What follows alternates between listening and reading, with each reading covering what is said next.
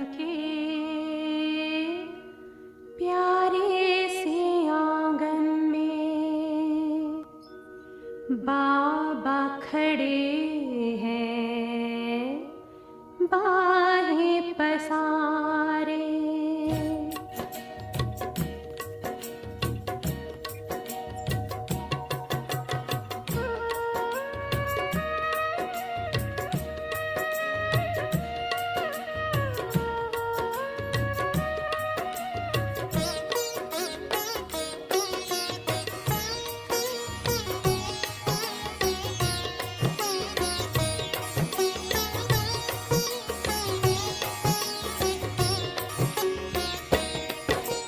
मीठे से मधुबन के प्यारे से आंगन में, मीठे से मधुबन के प्यारे से आंगन में बाबा खड़े हैं, बाहें पसारे। बाबा खड़े हैं, बाहें पसारे। गूंजे कानों में आवाज मानो ये, गूंजे कानों में आवाज मानो ये। आओ बच्चों कह के बाबा पुकारे, आओ बच्चों कह के बाबा पुकारे। मीठे से मधुबन के प्यारे से आंगन में।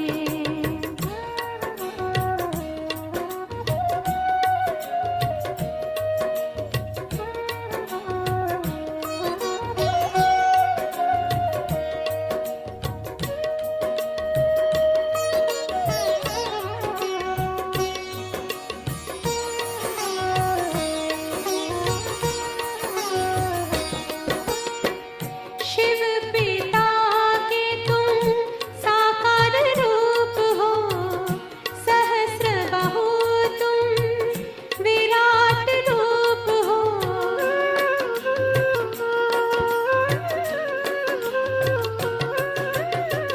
हर एक शक्ति से तुम भरपूर हो, गुणों के सागर अद्भुत अनूप हो। सबके सहारे प्राणों से प्यारे, सबके सहारे प्राणों से प्यारे। बाबा पुकारे, बाहें पसारे। बाबा पुकारे, बाहें पसारे। मीठे से मधुबन के प्यारे से आंगन में।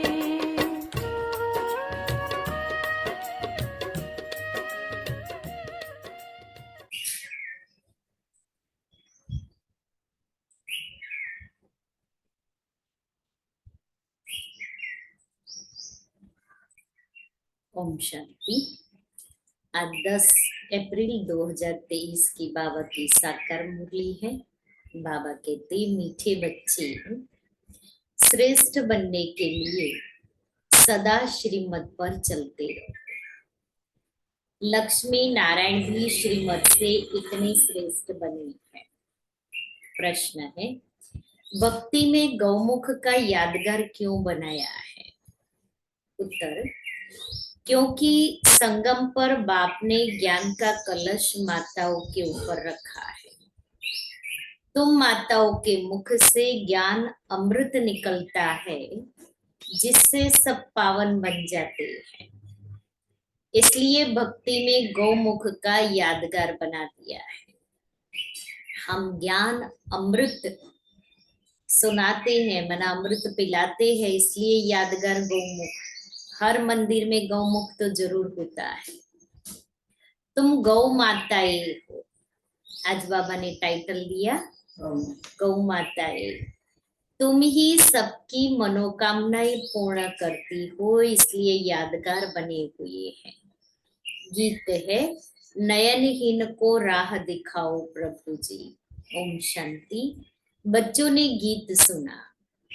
भक्ति मार्ग वाले बच्चे बाप को पुकारते हैं कि हम जो नयनहीन बुद्धिहीन बन गए हैं, हमें राह बताओ। हे प्रभु जी, याद करते हैं अपने बाप को। उनको परमपिता परमात्मा कहा जाता है। सभी जीव की आत्माएं बाप को याद करती है। हम इस पति दुनिया में बहुत दुखी हैं, दर दर धक्के खाते रहते हैं।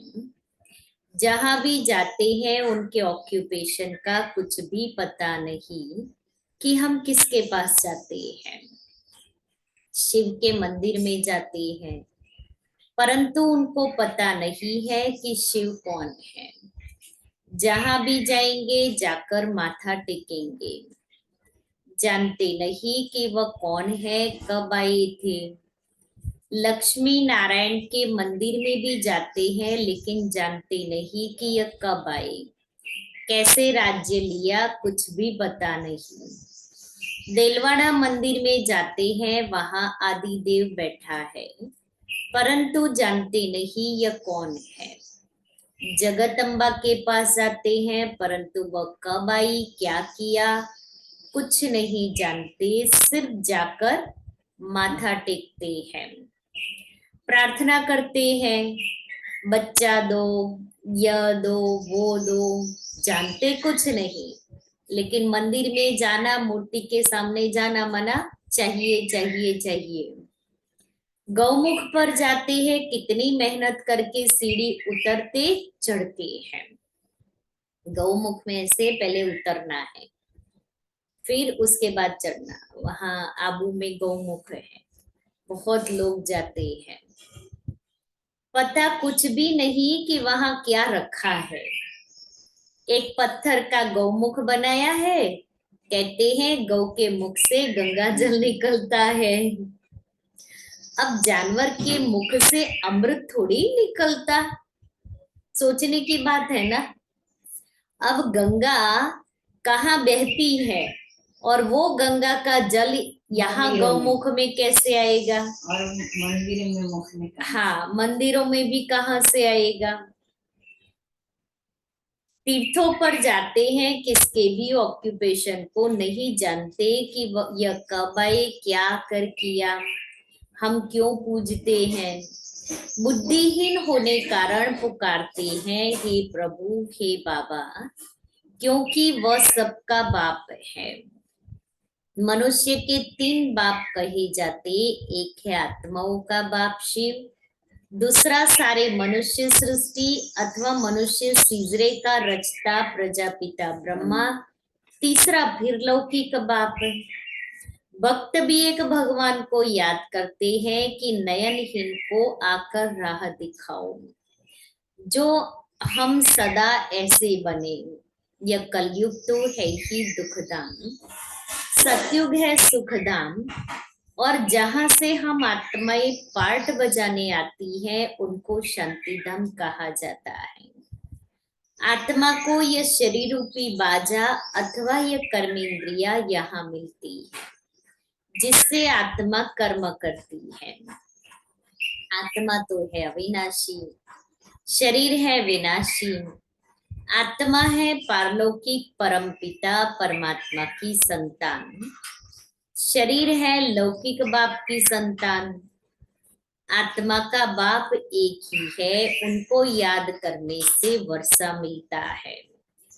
बेहद के शांति और सुख का वर्षा कोई मनुष्य मात्र से मिल नहीं सकता, चाहे कोई भी हो।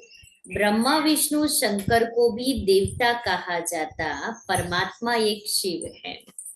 शिव परमात्मा नमः, ब्रह्मा परमात्मा नमः नहीं कहेंगे। तो यह भी जो मंदिर आदि हैं, उनके ऑक्यूपेशन को कोई नहीं जानते। ऊंचते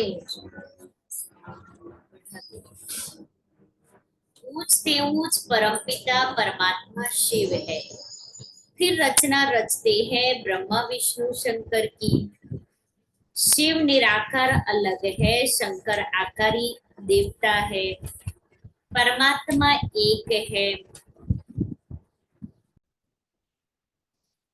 पहले तो बाप को जानना चाहिए, जो बाप स्वर्ग का रचता है।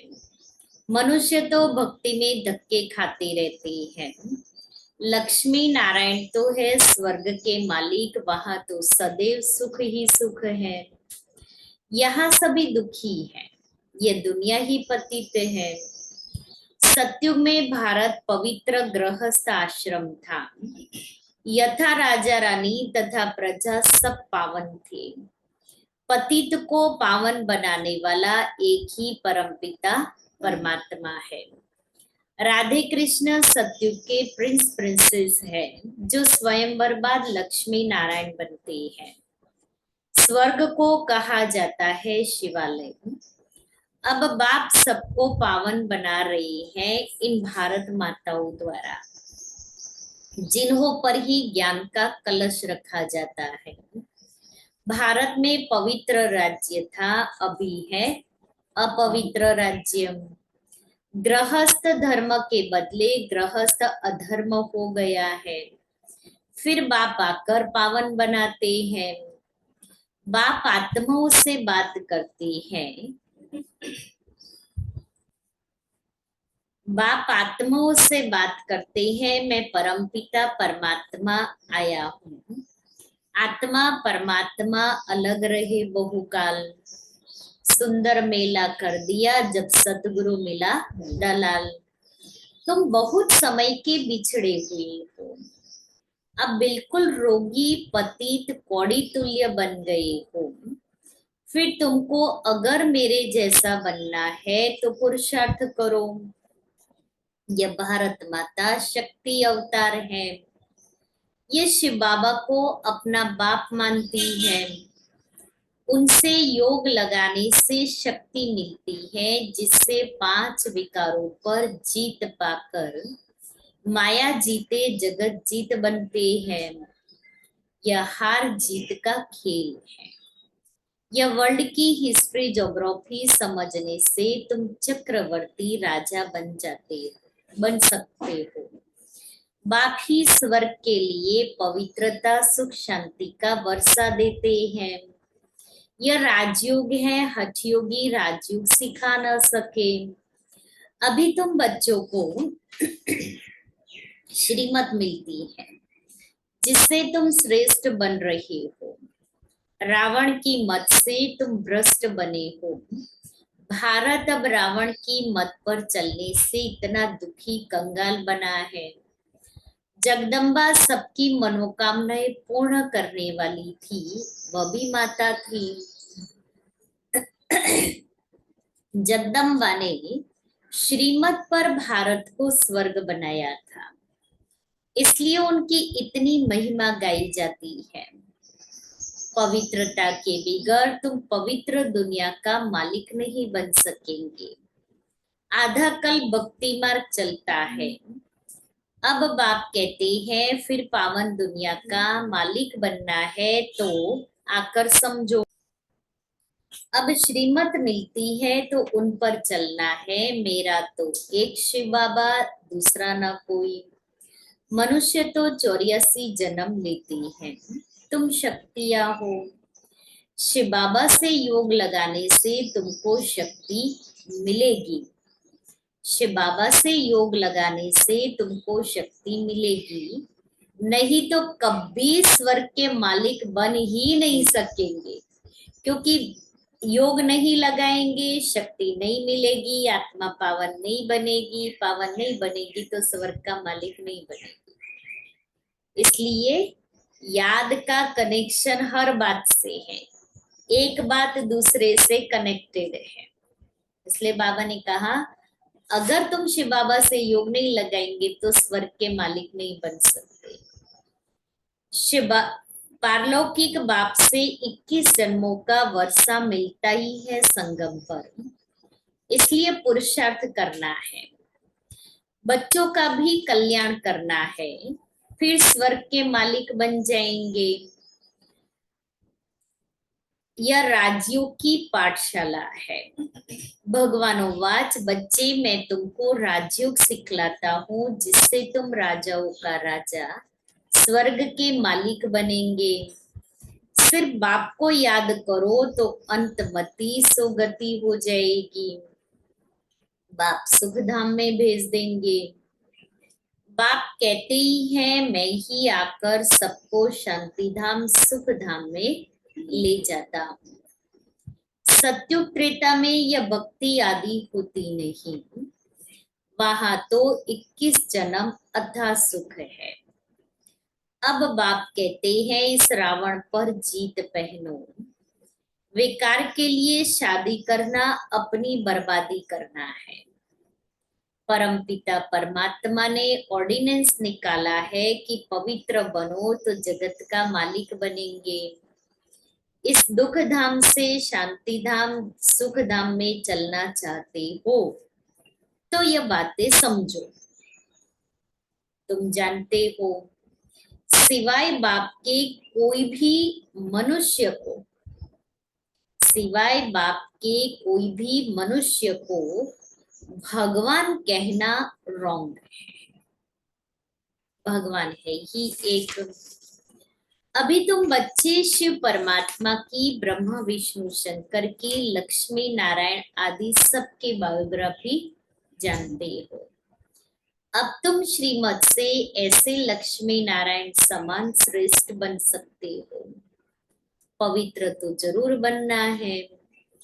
परमपिता परमात्मा की श्रीमत पर एक बाप को याद करते रहेंगे और पवित्र बनेंगे तो 21 जन्म का राज्य भाग्य मिलेगा।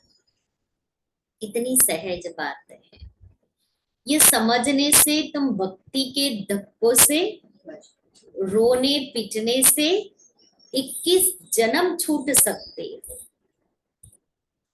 एक की श्रीमत पर चलने से 21 जन्म, एक जन्म नहीं, रोना पीटना, दर दर धक्के खाना, इन सब से छूट जाएंगे।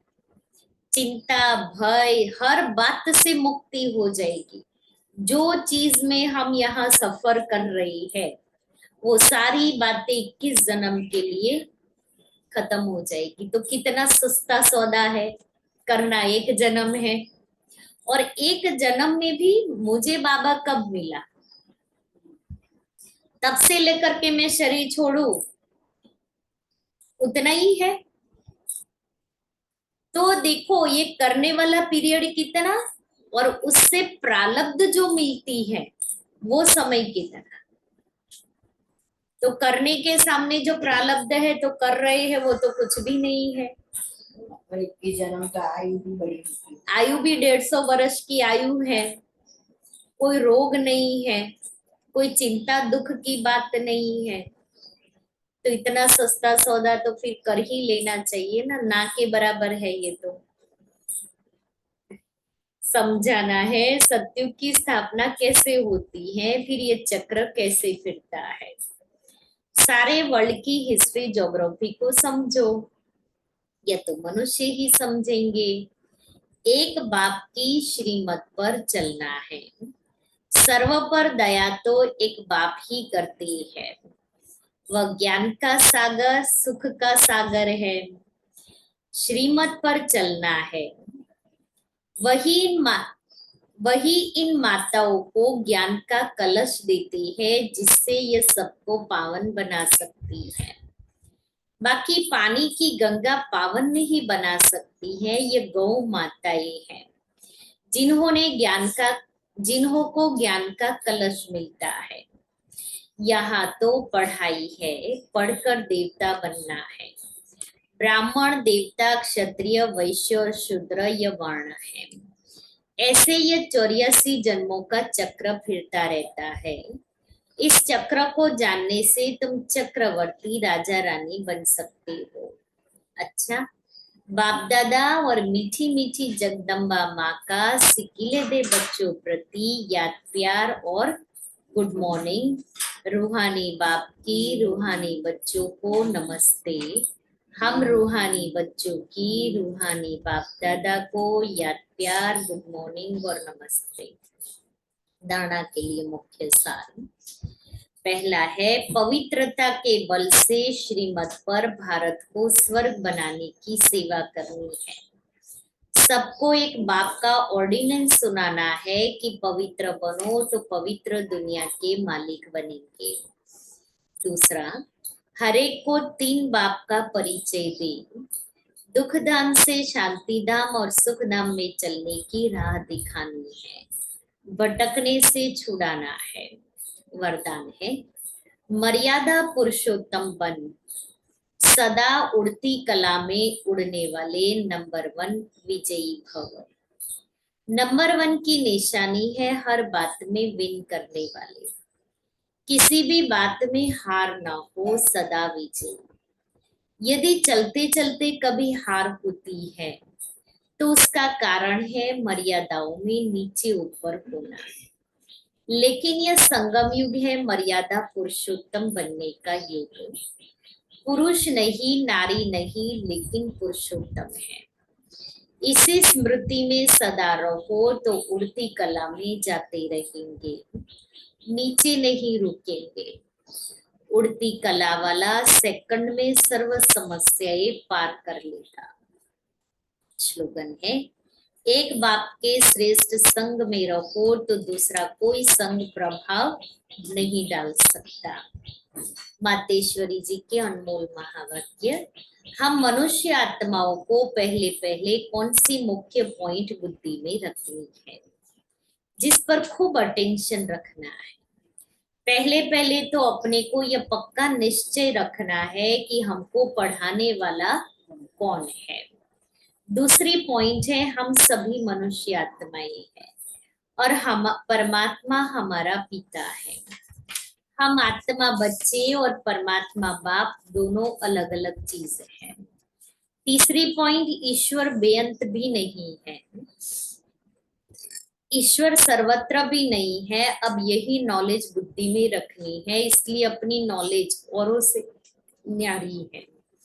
भले दुनियावी मनुष्य समझते हैं हमको परमात्मा का ज्ञान है, अब उनसे पूछो आप में कौन सा ज्ञान है, तो कहेंगे ईश्वर सर्वव्यापी है। अब परमात्मा तो कहता है मेरा ज्ञान मेरे द्वारा ही मिलता है। जैसे बैरिस्टर द्वारा बैरिस्टरी, डॉक्टर द्वारा डॉक्टरी सीखी जाती है।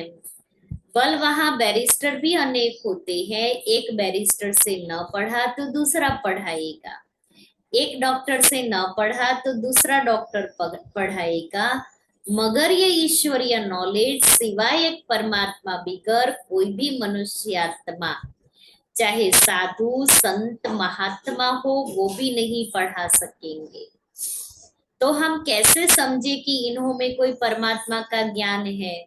और चौथी पॉइंट, परमात्मा युगे युगे नहीं आता, बल्कि परमात्मा कल्प कल्प एक ही बार इस संगम युग पर अर्थात कलयुग के अंत और सत्युग आदि के संगम समय पर आता है और अनेक धर्मों का विनाश कराए एक आदि सनातन सत धर्म की स्थापना कराता है। अब लोग कैसे कहते हैं कि परमात्मा युगे युगे आता है, और ऐसे भी कहते हैं गीता का भगवान श्री कृष्ण वो द्वापर में आया है। अब इन सभी बातों को सिद्ध करना है। गीता का भगवान श्री कृष्ण नहीं है, शिव परमात्मा है, और वो भी द्वापर में नहीं आता, संगम समय पर आया है। पांचवी पॉइंट, गुरु बिगर घोर अंधियारा कैसे हुआ, वो गुरु कौन है, मनुष्य सृष्टि उल्टा झाड़ कैसे है, और हमको अपने 5 विकारों पर जीत कैसे पहननी है। छठवीं पॉइंट, हम वही पांडव योद्धे हैं जिसके साथ साक्षात परमात्मा है, उसी तरफ ही जीत है।